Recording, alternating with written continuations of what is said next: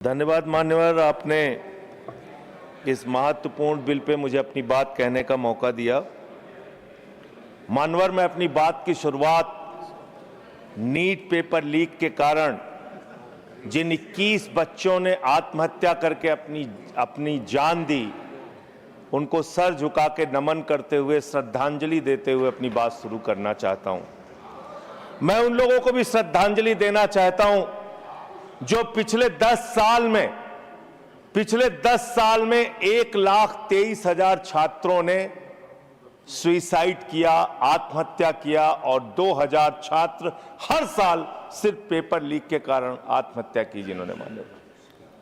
मान्यवर, मैं ये बिल पढ़ रहा था और आपने नीट के पेपर लीक के कारण जब 22 लाख बच्चे प्रभावित हुए तो आपने कहा री एग्जाम कराएंगे। पहली बार जब आपने एग्जाम कराया तो 22,80,000 बच्चे उसमें बैठे थे, लेकिन दोबारा जब आपने री एग्जाम कराया तो उसमें मात्र 20 लाख बच्चों ने हिस्सा लिया। 2,80,000 बच्चों ने हिस्सा नहीं लिया। उस गुनाह के लिए, उस पाप के लिए जिम्मेदार कौन है? दूसरी बात मान्यवर, यह बिल देख के मुझे लगता है कि सरकार खुद स्वीकार कर रही है कि देखो भाई, पेपर लीक तो होगा, पेपर लीक हम नहीं रोक पाएंगे, पेपर लीक होगा। हत्या के खिलाफ सख्त कानून बनता है, बलात्कार के खिलाफ सख्त कानून बनता है। तो कोई हत्या का अपराधी होता है, बलात्कार का अपराधी होता है जिसको सजा मिलती है। पेपर कराने की जिम्मेदारी तो सरकार की है मान्यवर, पेपर कराने की जिम्मेदारी तो सरकार की है। आपको अपने ऊपर कॉन्फिडेंस ही नहीं है कि आप ऐसा पेपर कराएंगे जिसमें पेपर लीक ना हो। यह आपको कॉन्फिडेंस नहीं, इसलिए आप ये कानून लेके आए। कानून में लिखा क्या है? इस कानून में आप लिख रहे हैं 2 महीने में इन्वेस्टिगेशन पूरी हो जाएगी, 3 महीने में ट्रायल खत्म हो जाएगा। 2 महीने में इन्वेस्टिगेशन पूरी हो जाएगी, 3 महीने में ट्रायल खत्म हो जाएगा। कितने कोर्ट हैं आपके पास? पूरे देश में कितने जजेस हैं आपके पास? फास्ट ट्रैक कोर्ट की असलियत मान्यवर पता है आपको? 2.5 lakh cases fast track court के अंदर पेंडिंग पड़े हुए हैं। यह आपकी हकीकत है। फास्ट ट्रैक कोर्ट की हालत यह है, एक लड़की एसिड विक्टिम, शाहीन नाम है उसका, 15 साल तक फास्ट ट्रैक कोर्ट में उसका मुकदमा चला और 15 साल के बाद सारे के सारे आरोपी बरी हो गए। क्या फास्ट ट्रैक कोर्ट की बात आप कर रहे हैं? गुमराह करने की बात आप करते हैं। मान्यवर, इनके राज में 1 लाख सरकारी स्कूल हिंदुस्तान में बंद हुए। 1,20,000 सरकारी स्कूल ऐसे हैं जिसमें एक टीचर है। 98,000 सरकारी स्कूल ऐसे हैं जिसमें बच्चियों के लिए टॉयलेट का इंतजाम नहीं है।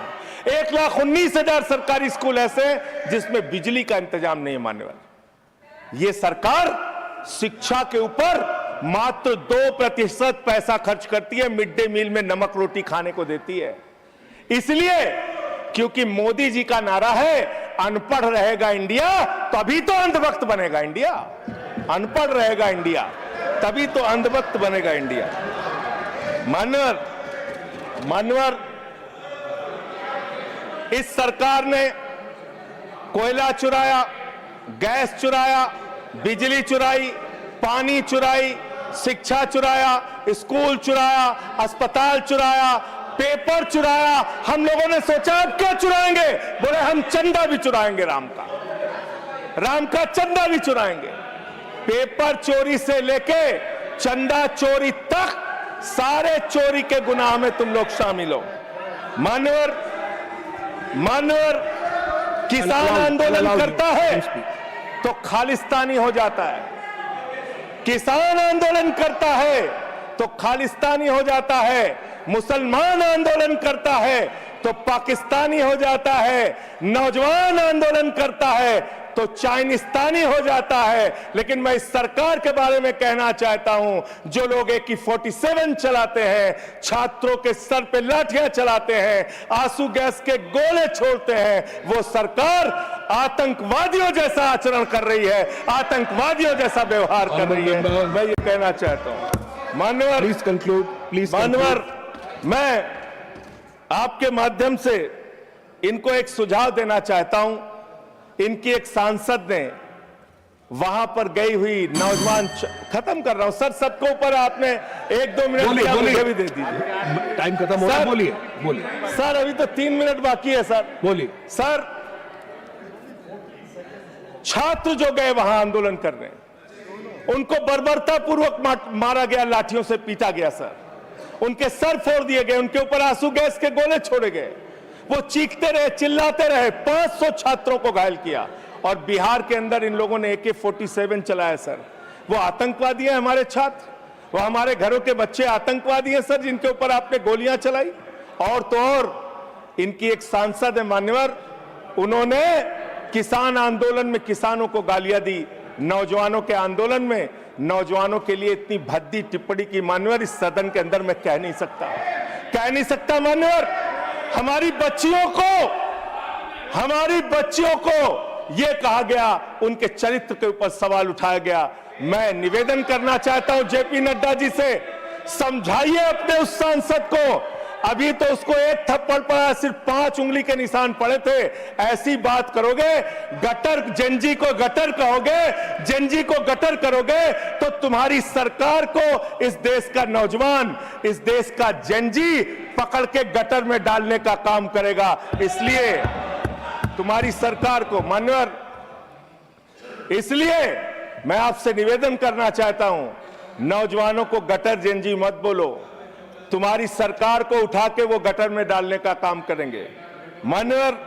इसमें ऐसे ऐसे प्रावधान आप लेके आए हैं। माननीय संजय जी, मैं बस खत्म कर रहा हूं। अकेले स्पीकर हैं आप? हाँ, अकेले हैं। अकेले। सर, मैं ये सोच रहा था कि ये सरकार ऐसा कानून लेके आए, अकेले रहेंगे तब भी तुम्हारे खिलाफ लड़ेंगे, याद रखना। माननीय संजय जी, अकेले रहेंगे तब भी तुम्हारे खिलाफ लड़ेंगे जी। ये दादागिरी कहीं और दिखाना। बैठ जाओ, चंदा चोरी करते हो तुम लोग। माननीय तरुण जी, माननीय Sanjay ji, address the chair, chair को एड्रेस करें, एड्रेस द चेयर। माननीय संजय जी, मैं सीधे कर रहा हूं सर, एड्रेस द अरे नहीं, एड्रेस द चेयर। माननीय तरुण जी, पेपर चोर, प्लीज सर, मैं सोच रहा था संजय जी, अंतिम में एक बात खत्म। माननीय तरुण जी, पेपर चोर, प्लीज अकेला रहूंगा तो रहूंगा तुमसे, प्लीज। किसी गलत फहमी में माननीय संजय जी, समय जा रहा है आपका, समय जा रहा है। हाँ, खत्म एड्रेस करिए सर, एड्रेस द चेयर। मान्यवर, मैं सोच रहा था कि आखिर ये सरकार ये पेपर चोरों के खिलाफ कार्रवाई क्यों नहीं करती।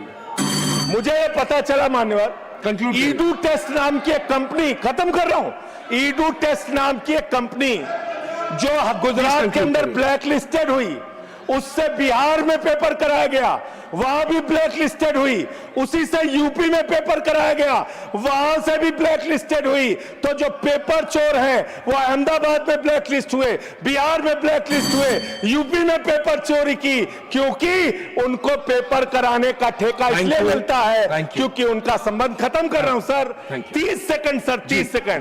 उस ईडू टेस्ट कंपनी का पेपर चोर का संबंध देश के प्रधानमंत्री और कई राज्यों के मुख्यमंत्री से है। थैंक यू मुख्यमंत्री से है सर, मुख्यमंत्री से है, इनके फोटो मिल जाएंगे सर। खत्म कर रहा हूं, धमकी मत दिलवाइए सर, कंक्लूड करिए। चोर हमको धमकी दे रहे हैं, ये चंदा चोर हमको धमकी दे रहे हैं। Anything unparliamentary will not go on record, anything unparliamentary will go on record. Please conclude करिए।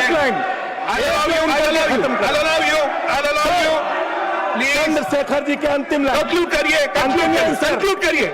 आप ही आ रहे हैं सर, हम कंक्लूड करिए। I'll have to put that on. I'll allow you. Conclude करिए। बिठाइए कंक्लूड करिए। उनके पेट में दर्द शुरू हो गया। माननीय संजय जी, मिर्गी के झटके आ रहे हैं सर, उनको समझाइए। कंक्लूड करिए प्लीज। मिर्गी के झटके आ रहे हैं सर, उनको समझाइए सर। मैं आपको समय दूंगा। I'll give you the time, please. Conclude करिए सर, कंक्लूड करिए। अंत में